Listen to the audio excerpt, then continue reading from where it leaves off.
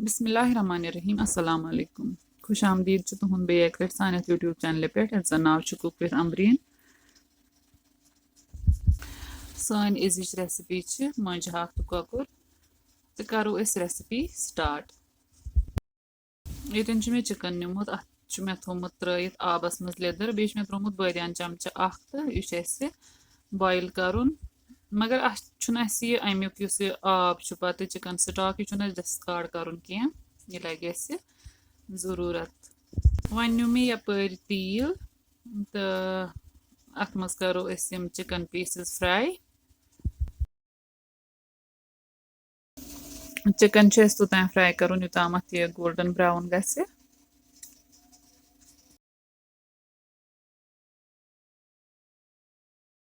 chicken गो ये fry कड़ो वे नबर अकिस प्लेटस पे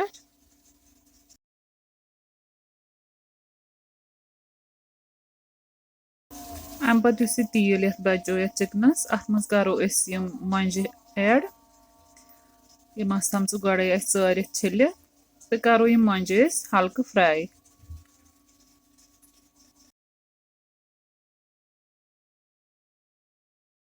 ये नी मे मसाल मे थमित मरचवांगन चमचे लेदर चमचे बे मे थमित बादाम पाउडर चमचे यम त्रो गैस फ्लेम मगर लो थवन तो बे त्रो ये थोड़ा सा आब तो करो यम मसाल फ्राई मसाल युथु फ्राई गसन असल पा अत मज करो चिकन स्टॉक ऐड यथ मज चिकन बॉयल कोर्मुत सह करो अत मज ऐड ये कोर मे चिकन स्टॉक ऐड तो मगर मे बासो थोड़ा यह कम पहमत यह रस तो यथ मज त्रो मे बे आब कप वन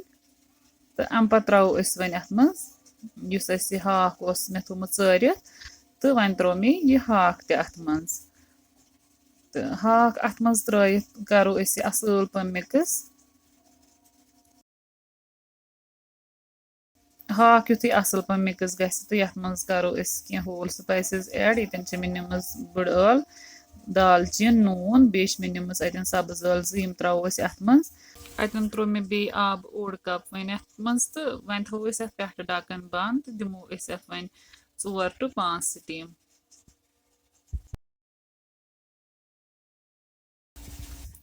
लगभग 5 स्टीमो पत तुल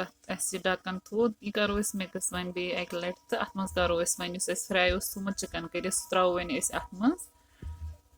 तो चिकन अत मज त्रयित बे ढक्कन थवन बंद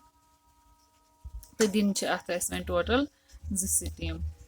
1 to 2 स्टीम दिमो वन ये दिस मे 2 स्टीम 2 स्टीमो पत तुल मे ढक्कन थोद तो चिकन यह गोमुत सॉफ्ट तो यह हाक यह गोमुत असल